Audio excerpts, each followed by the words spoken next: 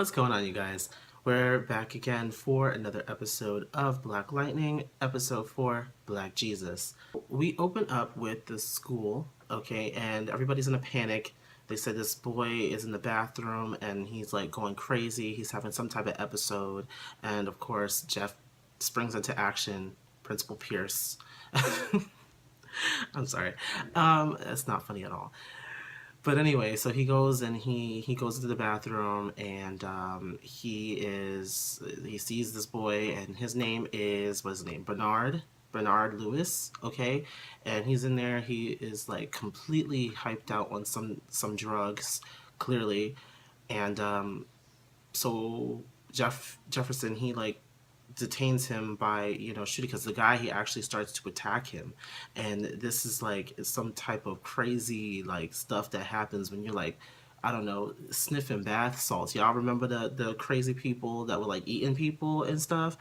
That reminded me of that, okay, because they just got kind of go just like crazy and rabid, and they just start attacking you for no reason at all. He literally had to shock him 2 times to get him to stop, and for him to get knocked out. Like, it was that drug is that powerful. The drug is called green light, and it's like a little like green looking pill, and it gives you like a crazy high. And they said like once you take it once, and they said in the beginning too, like when he's interrogating the guy, he's like, the first taste is free. And the reason why I say that is it's so addictive that after the first try, you'll want it right away, again and again and again and again. And that's how they're going to make money. So anyway, that whole situation is going on. At the same time, we see Anissa, and she's like cruising down the street, bumping her music. I'm like, okay, yes, we get to see her. And she sees some dudes on the corner selling these drugs to female students. And of course, she intervenes. She pulls up. She's like, listen, get in the car. She tells the girls, get in the car. Y'all supposed to be in school. Get in the car. And y'all need to stop doing what you're doing. It's like, y'all selling these like crazy drugs to your own people and stuff, dealing to your own people. And they're like, oh, shut up, bitch. You crazy and stuff.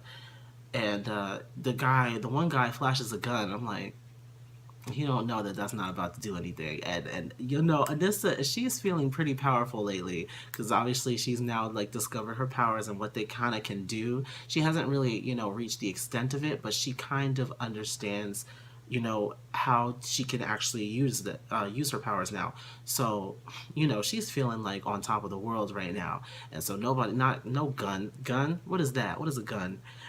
So I like that scene. Jeff goes out as Black Lightning and he interrogates this guy. He tries to get a name, and then he also, as just Jefferson, as the principal, he also talks to the boy, Bernard. He also talks to him and his father afterwards, and both of them say the same thing. And I feel like this is something that needs to be said. Both of them are like, I ain't no snitch, and the one guy, he tried to say snitches get stitches, but Jefferson was not having it. He's like, snitches get what? I'm sorry. There's like little like things in here that I find funny for some reason. I'm just loving it. But anyway, yeah. So they both use this thing of, I'm not a snitch, and snitches get stitches, and all that stuff that people try to say, especially in the hood and stuff, because they know that if they go out and give people these names, if they tell them who supplied them with the drugs or whatever, then they might be in danger. But at the same time, if people are trying to help you out of a situation, I feel like you should still tell them. And this is just me. I've never been in that life, so I'm not going to sit here and dismiss it completely. I'm not going to sit here and dismiss it. But I feel like being a snitch, that whole entire rhetoric, that whole entire mentality is kind of what holds a lot of us back from really coming out and saying the things that are really going on and stuff. And it's the same thing with a lot of rape culture. A lot of people don't want to come out because they feel like they might be silenced, or they feel like silenced in multiple ways, silenced by the public, and silenced in some cases by death. So I mean, yeah, you gotta have to be careful about who you let, who you give information to in these situations. But at the same time, you really should speak out if something like this is happening, especially if it's something life threatening like this drug. It literally, it's killed people. People have overdosed on this drug because it's so addictive. Bernard gives him a name, Ronald Wright, and they go and they try to find Ronald Wright, and apparently he's dead and he overdosed on his own supply. I mean, that's isn't that a thing? Don't get high in your own supply. I mean, I'm sure that that's a thing, but and they even mention it in this. But he does get a lead to this guy, and his name is Two Bits, and they keep on making jokes about his name, but apparently Jeff, he's a childhood friend, and so he knows him closely, so he knows where he hangs out and stuff. He goes to see him, and that situation is a mess, but I'm gonna get to that later. All right, so at the same time that a lot of this is happening, okay, um, the vice principal gets upset because the board of education, they went through and they wanted to expel Bernard, but Jeff made the executive decision to keep him at the school so long as he stays away from the drugs and gives him the name, which he did. And he's like, you're not going anywhere but to college, okay? Because he's gotten accepted to different colleges and everything, and he just wants to live his life, and so he lets him stay at the school. The board is not having it, and also the vice principal. At first I thought she was the secretary because she's like, "Oh, I'm not the secretary. I'm definitely the vice principal." I'm like, oh, I definitely thought she was a secretary in the last episode because I really wasn't paying attention if she actually ever said her job description or if somebody addressed her as vice principal such and such. But I did not know that she was actually the vice principal because it seemed like she was like taking orders from Jefferson like she was a secretary. I had no idea, but hey, it is what it is. But the vice principal is upset because she's not getting, the type of respect that she should. The vice principal has a really big job because they're mostly, in my, from my prior experiences with vice principals when I was in school, they would be more in charge of a lot of the dirty work, a lot of the things that the principal really honestly could not do in this position, and honestly didn't really have the time to do, which would be to govern the students in ways that the principal probably could not have, as far as disciplinary actions and all that stuff. Vice principal usually was in charge of that. Whenever I remember, I had a really tough vice principal back in middle school. His name was Mr. Thurston. Okay. You did not, you wanted to go to the principal's office. You did not want to go to Mr. Thurston's office because he gets you together real quick. But the VP usually has to deal with a lot more than the principal does, as far as dealing with the students on a more disciplinary level. For the most part, things only will go to the principal when necessary. But anyway, at the same time that all of that stuff is happening, Jennifer, she's with Khalil at the rehab. They're trying to do some rehabilitation, you know, even though, it's kind of hopeless at this point because his spinal cord is deteriorating, and ever since it's becoming severed, and it's completely, it's like gone. Like he still wants to fight for it, because he's determined that he will walk again. They don't know anything. The two stupid nurses, they send him here talking all loud about his condition and everything while the door is still open. I'm like, y'all stupid. So he has hope, but unfortunately Jen doesn't have a lot of hope left because she just knows the condition. And it's hard on her, especially because they're so young, and their relationship was kind of just starting. So they didn't really have their foot in the door. This is all happening, and she's taking a lot of time out to go and see him in the hospital and stuff. She hasn't been to her track practices, and she's slipping in her work at school and stuff, and she's really not paying a lot of attention to, a lot of her priorities, because she's prioritizing Khalil first. And Jefferson and Lynn are obviously not having that. When she gets home, they said she needs to, like, get her priorities straight.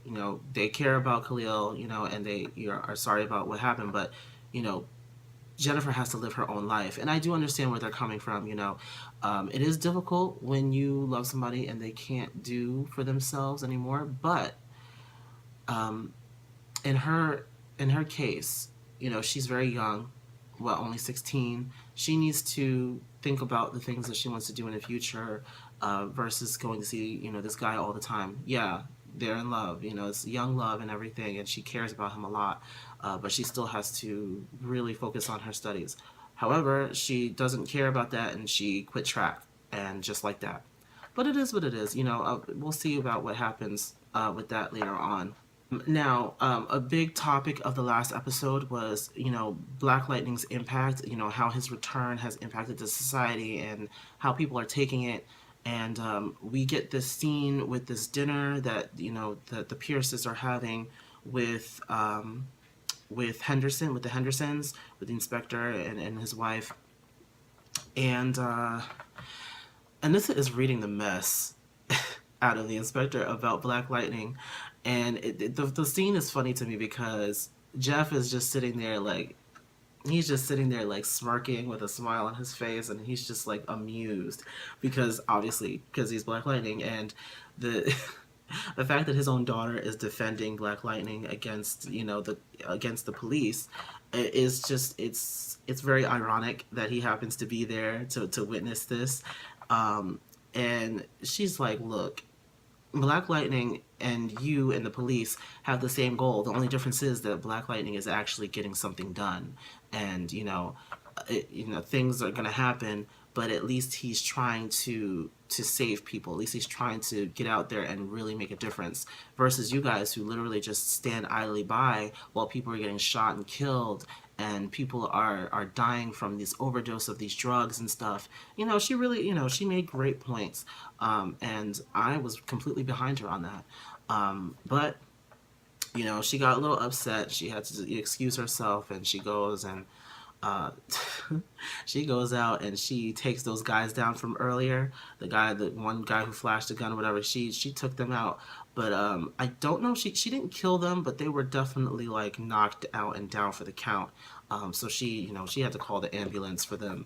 Uh, because she's still at the beginning of her powers. Like, she's just discovered them, so she doesn't realize how powerful she probably is, especially to a normal person.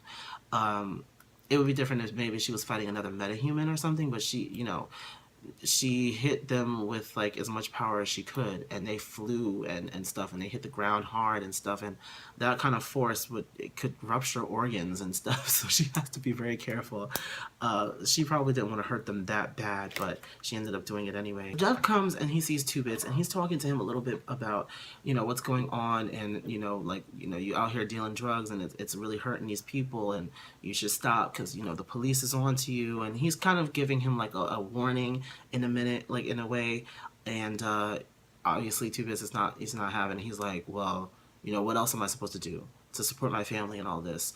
And it's the truth. You know, there are a lot of people who turn to that lifestyle just because, you know, they have no other options in order to make money, enough money for them to support their families. It's difficult in a lot of these neighborhoods, a lot of these communities. It's very difficult for people to find jobs and for people to find good paying jobs when they have whole families to take care of, and sick relatives and all that. It becomes very difficult, and you become desperate, and that desperation can lead to you going to that life. And, you know, I'm not saying that it makes it right, but it's definitely not, you know, out of bad intentions.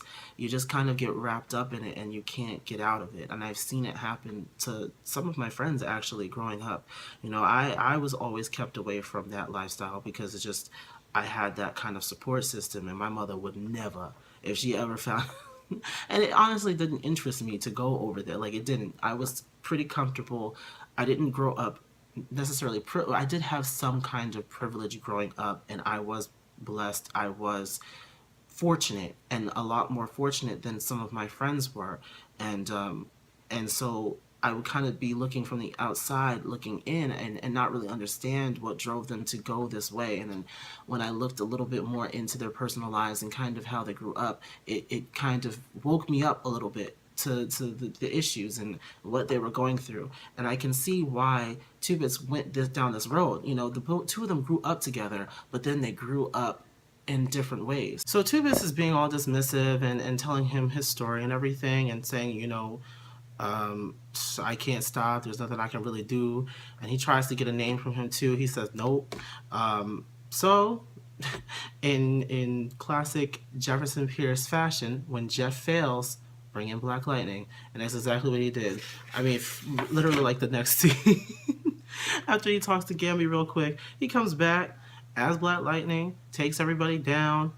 And first of all, this scene is funny because because Two Bits, he's like, oh, yo, he's like, that's Black Light, and people are like running away because they know daggone what was about to happen.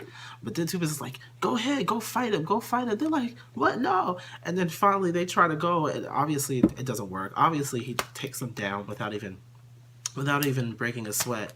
But then then he's like trying to, I don't know, negotiate with him. He's trying to like, I don't know, praise him or something. I guess he is a Black Lightning fan, but it's funny how it goes about like he goes about fanning out. He's like, you know, wait. He's like, if I tell you what's gonna happen, you're gonna knock me out anyway and call the cops. He's like, well, I won't call the cops if you give me a name, but I'll still knock you out.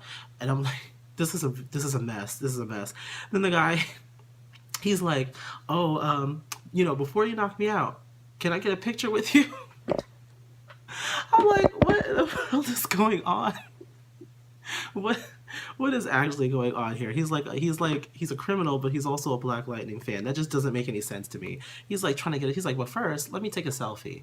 And I'm like, all right, that's okay. Continuing through Jeff's whole thing with trying to get the green light, he sits down with a member of the board, this dumb broad from the board. She obviously, they didn't like the fact that, you know, Jefferson made the decision to keep Bernard at the school. So she comes in and sits down with him, and she basically says, look, okay, it's great that you want to help these students or whatever, but the board wants to have the final say in who stays and who goes.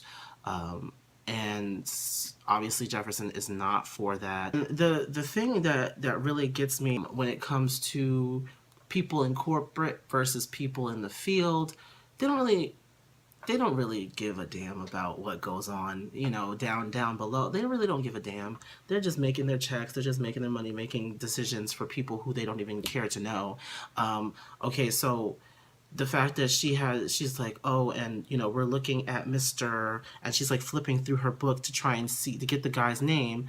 And, you know, Jefferson's just like, his name is Bernard Lewis. And she's like, okay, Mr. Lewis. I'm like, so you don't even know the dude name that you're trying to expel, and yet you want complete control over the students and you know, who stays and who goes, and you want complete control over all disciplinary action. How are you supposed to run and govern a school in which you don't even know the students? They try to make a deal. It's either you keep Bernard at the school, don't expel him, but then give the board all the control over, you know, disciplinary actions and stuff. Or you can keep control over the disciplinary actions and expel Bernard.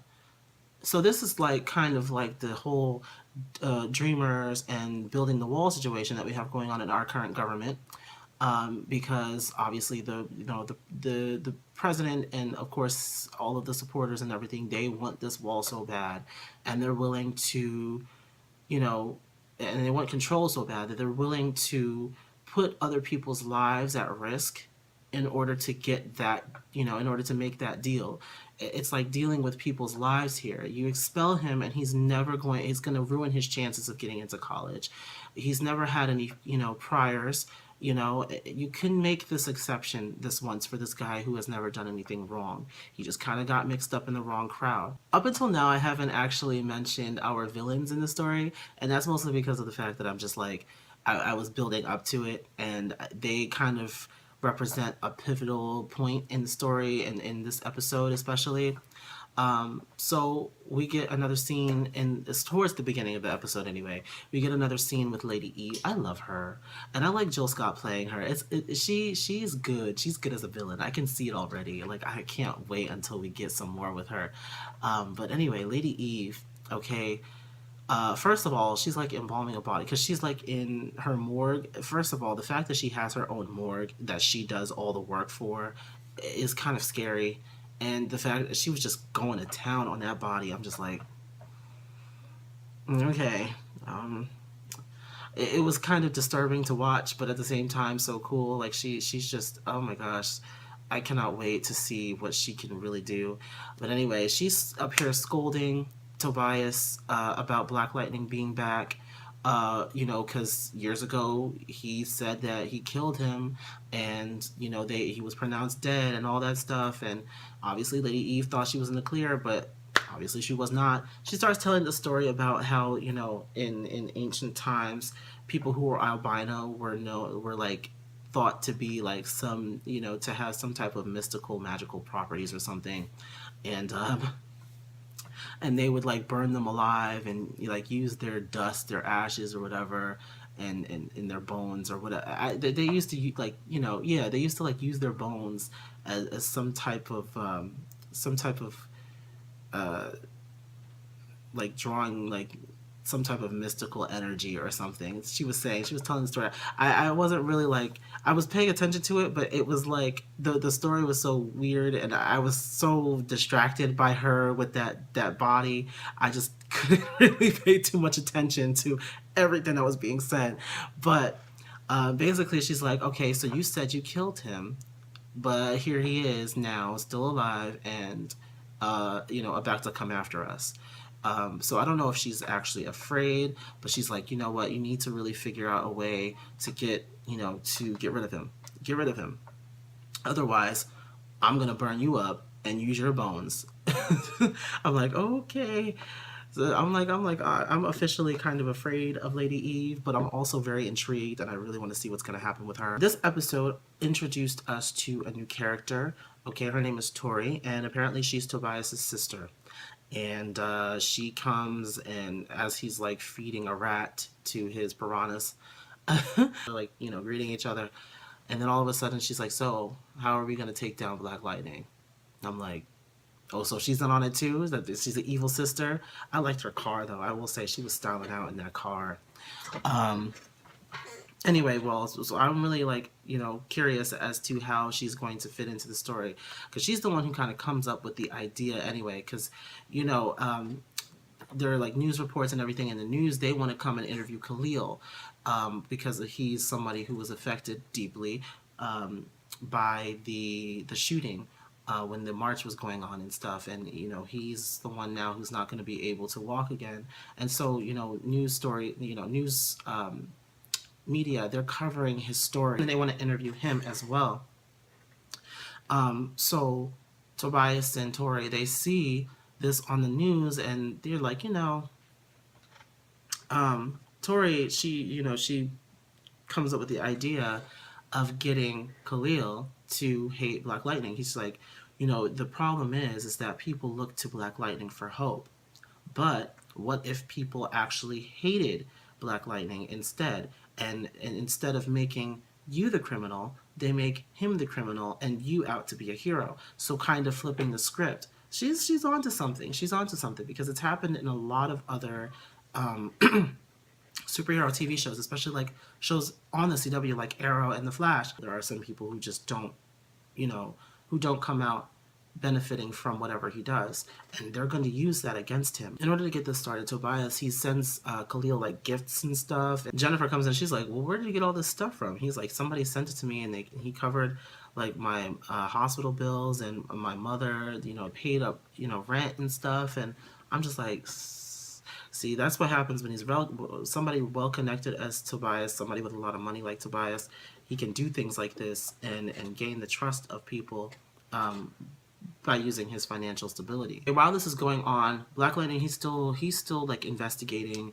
They find out about this warehouse that the drugs could be being sold from, and it seems like a really like professional operation. Like there's like security, there's cameras, there's actual like licensed drivers to drive these big giant trucks that are temperature controlled and everything. It's like a huge operation. It's really alarming to him because obviously he thought that it probably would be something, because when you think about the 100, they are like the big crime in the area, but their influence, this sort of operation he sees going on really kind of just wakes him up to how influential they are. If they could get all of these people who are really official people, real official employees working and distributing these drugs, it's crazy.